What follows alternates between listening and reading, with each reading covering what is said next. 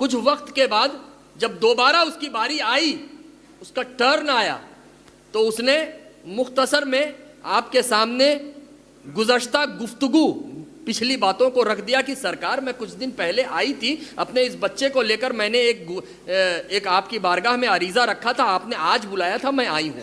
اب سرکار آپ نے آج بلایا تھا, آج آپ دعا کر دیجئے تاکہ مجھے اپنے ایک ماں ہونے کی حیثیت سے اپنے اس بچے سے جو تکلیف ہے, جو فکر ہے, وہ دور ہو جائے.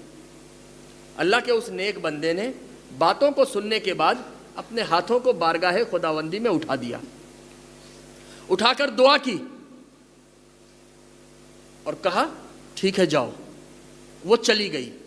چند دن گزرے تھے کہ تیسری مرتبہ وہ اسلامی خاتون دوبارہ بارگاہ غوث اعظم میں حاضر ہوئی. یہ تیسری بار ہے. پھر محفل کا جو مزاج تھا, محفل کا جو ماحول اس نے گزشتہ پچھلی 2 باروں میں دیکھا تھا, اسی شایان شان محفل آگے بڑھ رہی تھی. وہ انتظار کرنے لگی.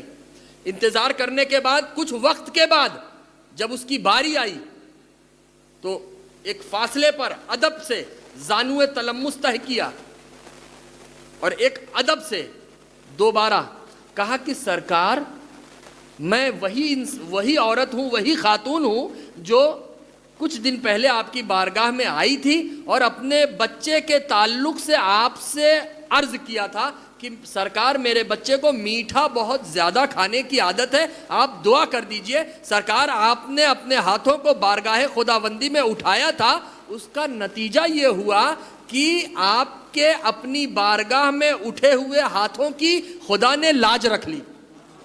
اور مجھے ایک ماں ہونے کی حیثیت سے اپنے بچے سے جو تکلیف تھی, اپنے بچے کی صحت کو لے کر جو فکر تھی, وہ دور ہو گئی.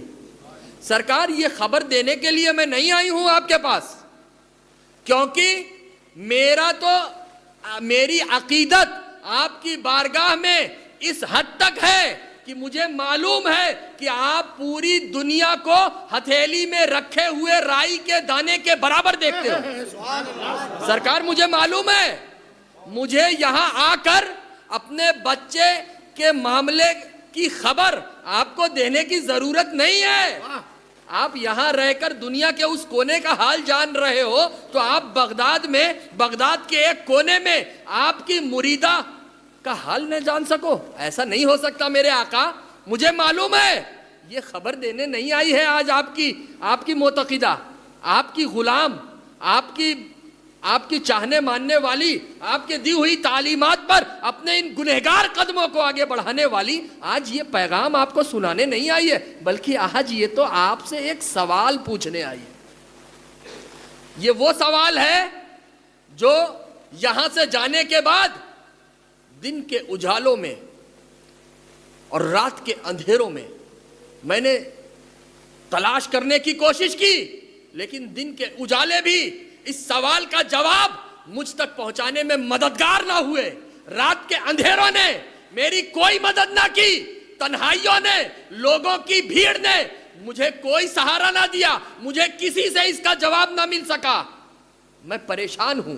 ہر لمحہ, ہر ساعت, ہر گھڑی, ہر پل, ہر نو, ہر وقت میرے ذہن میں یہ سوال کچوکے لگا رہا ہے. مجھے جاننا ہے. میرا سوال یہ ہے میرے سرکار کہ جب میری عقیدت تو آپ کی بارگاہ سے اور آپ کی ذات سے وہ سوال بتا رہی ہے بارگاہ غوث اعظم میں, اور بھی لوگ اس کے بعد سب وہاں مجمع بھرا ہوا ہے, لوگ سن رہے ہیں. سرکار میرا سوال آپ کی بارگاہ میں یہ ہے کہ میری عقیدت آپ کی ذات کو لے کر, آپ کی بارگاہ کو لے کر اس حد تک ہے کہ جب میں پہلی بار آپ کی بارگاہ میں آئی تھی اسی وقت اگر آپ اپنے ہاتھوں کو اٹھا دیتے تو میری عقیدت تو آپ سے یہ ہے کہ اسی وقت آپ کے اٹھے ہوئے ہاتھوں کی خدا لاج رکھ لیتا. اور میرے بچے کے تعلق سے میں نے جو عرضی آپ کی بارگاہ میں رکھی تھی پہلی ہی بار میں پوری ہو جاتی, لیکن میرے آقا آپ نے پہلی بار مجھے واپس کر دیا, مجھے کچھ جواب نہ دیا. دوسری بار بلایا, سرکار مجھے معلوم ہے آپ کو مجھ جیسی آپ کی چاہنے ماننے والی کو دوسری بار بلانے کی چندہ ضرورت نہیں تھی، ذرا سی بھی ضرورت نہیں تھی، پہلی ہی بار میں میرا کام ہو جاتا، میری گزارش آپ کی بارگاہ میں پہلی ہی بار میں ہو جاتی، لیکن آپ نے مجھے دوسری بار کیوں بلایا؟ یہی میں جاننا چاہتی ہوں۔ میں اس سوال کا اس راز کا جواب مجھے نہیں مل پا رہا، اس کے پیچھے کیا حکمت تھی، اس کے پیچھے کیا راز تھا، آپ کے اس عمل کے پیچھے کی وجہ کیا تھی؟ میرے آقا مجھے جاننا ہے، میں بس یہ جاننے کے لیے آئی ہوں۔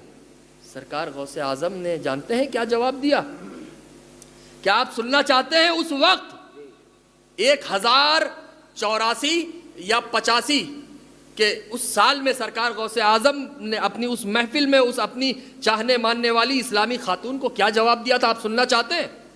بتائیے، کیا آپ کے جسم کی طرح آپ کا دل اور دماغ بھی حاضر ہے؟ دوبارہ ہاتھ اٹھوانے کی ضرورت تو نہیں پڑے گی؟ آپ جاگ رہے ہیں نا؟ ماشاءاللہ۔ اس وقت بڑی سنجیدگی کے ساتھ اپنی گفتگو آگے بڑھاؤں گا، سرکار غوث اعظم نے جواب دیا تھا کہ اے اسلامی خاتون، جب تو پہلی بار آئی تھی